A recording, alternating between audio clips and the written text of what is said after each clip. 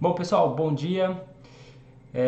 Vamos lá, vamos falar um pouquinho aí dos assuntos corriqueiros, né? Assuntos paroquiais de mercado. Só que hoje eu vou começar um pouquinho diferente. Vou falar hoje sobre um fundo que está reabrindo na nossa grade, um fundo de debênture incentivada do Bradesco, tá? Eu acho interessante porque é um fundo muito bom, é um fundo que eu considero muito bom. Então é um fundo de renda fixa. Já vou começar aqui falando rapidinho dele. Então, é um fundo de renda fixa, RF, que qual que é a estratégia? Ele vai aplicar em, como o nome diz, debêntures incentivadas. Ou seja, ele vai aplicar em renda fixa de empresas que têm isenção de imposto de renda. São debêntures que o projeto dessa debênture são projetos de infraestrutura, né? Ou seja, vai construir uma estrada, vai fazer alguma coisa que tem a ver com infraestrutura, a empresa, ela pode pegar dinheiro para fazer esse projeto dos investidores, pegar dinheiro dos investidores na forma de debêntures, e aí o governo não cobra nenhum imposto de renda dela. Então, é um fundo isento de IR, isento de IR. Ele está ali na categoria de moderado, tá? Vou considerá-lo como moderado. Mas qual que é a dinâmica dele? Ele tem um risco em torno de 1%. Então, se já me ouviram falar sobre isso com o cliente, o risco de ações é 25%, 30%. Aqueles fundos mais conservadores, investimentos mais conservadores, têm um risco de 0,5% mais ou menos. Então, ele tem um risco um pouco maior do que o conservador, longe do arrojado, mas a gente pode considerar ele moderado ou de conservador para moderado, tá?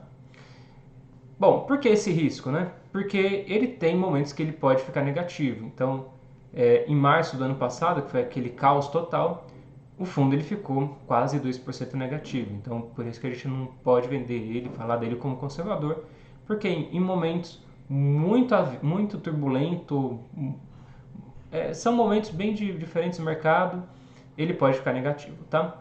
Mas se observarmos mesmo no ano com esse retorno negativo, ele ficou com um retorno de 3,57, lembrando que o juros estava em torno de 2% ao ano, então ele rendeu acima da taxa de juros. E acumulado de 12 meses dele, não tem aqui, mas acumulado de 12 meses, está com 6,40 mais ou menos. E os juros, o CDI, 3,40. Então, assim, para o nível de risco que ele toma, e esse retorno sendo já líquido de imposto de renda, é um excelente fundo, tá? Qual que é o ponto? O resgate dele é D mais 30, então não é um fundo para ser um fundo de caixa. O resgate D mais 30 ele limita um pouco aí aplicações de curto prazo, tá? Bom, basicamente é isso, o gráfico dele é esse, então não é um gráfico tão bonito quando a gente olha o histórico total. Se olha só 12 meses, né, um histórico bem positivo, que seria mais ou menos aqui, ou aqui mais ou menos, né? Seria um gráfico mais alto, mas basicamente é um fundo bom para ter na carteira e diversificar a renda fixa dos clientes, tá? Bom, deixando isso de lado, vamos falar um pouquinho sobre o mercado. Deixa eu colocar aqui. Bom, vou até pegar minha cola aqui dos indicadores. Ontem um dia muito mais tranquilo para a nossa bolsa, um dia mais positivo, nossa bolsa fechando aí no campo positivo, em torno ali, vou colocar aqui na tela, mas em torno de 0,59% ontem. Ontem voltou lá para os 122 mil pontos, então veja, está muito abaixo do que a gente já vinha acostumando lá, 126, 127, mas também depois daquela alta de sexta de 3%, começa aí o mês com, depois da baixa de 3%, começa o mês com uma alta ali de 0,59. Como eu falei, o minério de ferro pesou muito na sexta-feira, caiu bastante por conta da China. Ontem o minério de ferro subiu, então ações da Vale conseguiram se recuperar bem em relação à queda de sexta-feira, tá? Foi mais uma recuperação do que outra coisa. Também ajudou bastante ontem os bancos, né? Os bancos ontem foram destaques aqui na nossa bolsa, puxaram bastante o índice para o positivo. Sim, à noite saiu o balanço do Itaú, um balanço muito bom, mas durante o dia era expectativa em relação a esse balanço que movia o mercado. Balanço do Itaú veio muito bom. Vamos ver como o mercado reage hoje em relação a isso. Mas basicamente a perspectiva positiva para os bancos como opção de ação é porque os juros está subindo. Amanhã o governo deve subir os juros um pouco mais. E com essa alta de juros, os bancos ficam mais atrativos, porque a gente sabe que juros mais altos favorece aí o spread bancário, tá? Falando também de Copom, amanhã, ontem saiu o Boletim Focus, que é aquela pesquisa semanal do Banco Central junto aos economistas, centenas de economistas, e deu que a inflação, pelos especialistas, estão chegando para 7% ao ano, no final desse ano.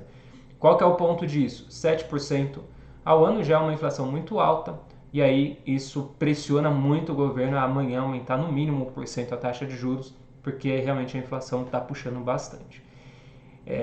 De Brasil ontem foi basicamente isso. Aqui a gente tem um gráfico azul da nossa bolsa em um ano. O roxinho é o S&P 500, que ontem teve uma sessão também de ajuste em relação à sexta-feira.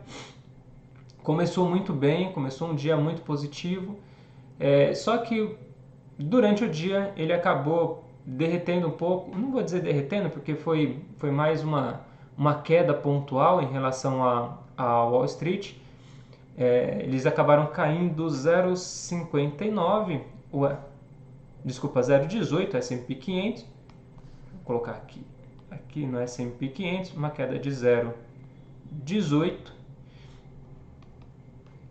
Lá eles estão na expectativa ali de um pacote trilionário de infraestrutura que a Casa Branca colocou ontem para o Congresso analisar e aprovar. E isso tem impacto positivo, mas a incerteza em relação ao projeto acabou pesando para a Bolsa Americana ontem. E dados mais fracos também da indústria. Ontem tivemos dados muito mais fracos, ou abaixo da expectativa, né, da indústria americana no mês de junho, e isso acabou pesando um pouco para o índice. Tá? Aqui o nosso dólar, ontem ele teve uma queda de 0,85%,